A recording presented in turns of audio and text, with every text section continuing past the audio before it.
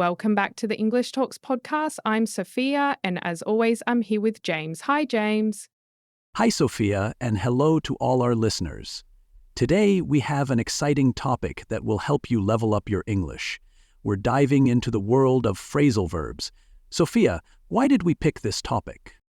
Well, James, phrasal verbs are everywhere in English. They're such an essential part of the language, but they can also be confusing for learners. So we thought, why not make it fun and explore some common and useful phrasal verbs together? And of course, we want our listeners to share their favorite phrasal verbs too. Exactly. Let's start with one of my favorites. Give up. It means to stop doing something, like when you quit a bad habit. For example, I gave up drinking soda last year. It's such a useful phrasal verb, don't you think? It really is. Another one I love is pick up. It has so many meanings. For instance, you can pick up a package from the post office or pick up a new skill like cooking. I once said I picked up Spanish while traveling in Spain and my friends were so impressed. That's a great example, Sophia. Another one I find interesting is run into. It means to meet someone unexpectedly. For example, I ran into my old teacher at the supermarket last week. It's such a simple yet versatile phrase. Oh, I love that one. And here's another favorite, look forward to. It means to be excited about something in the future. For example, I'm really looking forward to our next episode. It's such a positive phrase. Absolutely. And let's not forget turn up. It can mean to increase the volume, like turn up the music, or it can mean to appear unexpectedly, like she turned up at the party uninvited. Isn't English fascinating?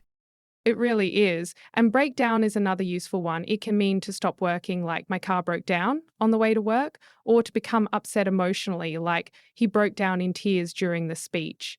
Context is everything. Exactly. And what about get along with? It means to have a good relationship with someone. For example, I get along with my coworkers really well. It's such a positive and relatable phrase. Definitely. Phrasal verbs are so expressive and practical.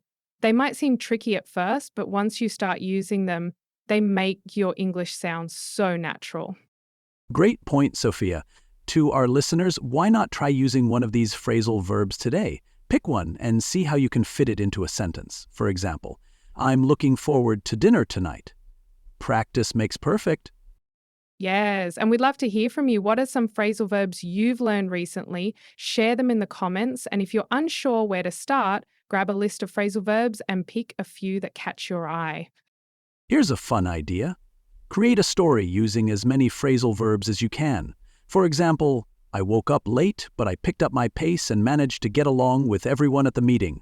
Then I ran into an old friend who turned up unexpectedly. It's a creative way to practice.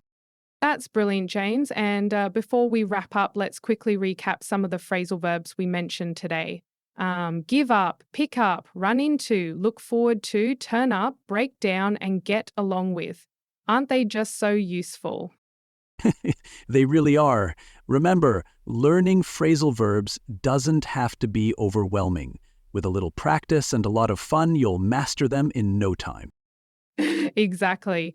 Thank you for joining us for this helpful episode of the English Talks podcast. If you enjoyed it, don't forget to like, subscribe, and share it with your friends. Let's make learning English enjoyable together. Yes, and don't forget to share your favorite phrasal verbs in the comments. We can't wait to read your responses. Take care, everyone, and keep practicing while you learn. See you next time.